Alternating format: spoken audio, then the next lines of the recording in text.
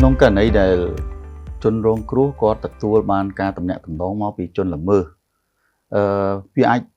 បែងចែកជាពីរករណីតើគាត់ចាញ់បោកហើយនៅតើគាត់បានផ្ទេរប្រាក់ទៅឲ្យជនល្មើសបានសម្រេចហើយឬនៅក្នុងករណីដែលគាត់បានលងខ្លួនហើយតែចាញ់បោកហើយគាត់បានផ្ដល់លេខសម្ងាត់ផ្ដល់គណនីផ្ដល់លេខទូរស័ព្ទគាត់ទៅដល់ជនល្មើសឈានទៅដល់ការគ្រប់គ្រងគណនីធនាគារហើយគាត់នឹងធ្វើការជន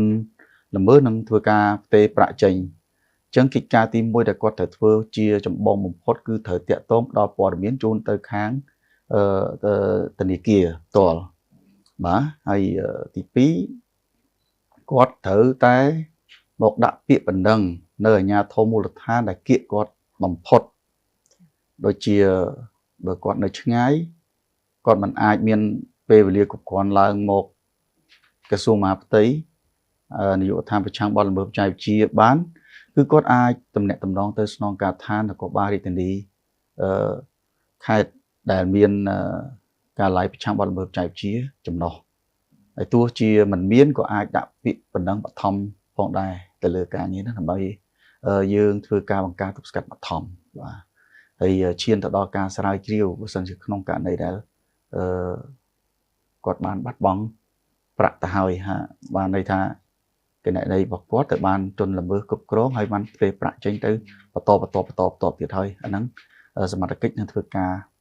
ស្រាវជ្រាវទៅលើចរន្តសាច់ប្រាក់ដែលគាត់បានផ្ទេរចេញទៅហ្នឹងបាទអាចត្រឹមគាត់អាចខលបានទេឬក៏មានវិធីសាស្ត្រដើម្បីឲ្យគាត់អាចដាក់ពាក្យបណ្ដឹងឬក៏អ្វីដែលគាត់ឆ្ងល់នឹងបានលឿនជាមួយអាជ្ញាធរពាក់ព័ន្ធជាមួយនឹងការដាក់អនឡាញក៏ទាមទារថាទទួលបានបណ្ដឹងបឋមដែរក៏ទាមទារឲ្យសម្រេចខ្លួនមកធ្វើការដាក់ពាក្យបណ្ដឹងចំពោះសមត្ថកិច្ចនិងមានស្នាមមេដៃផងដែរ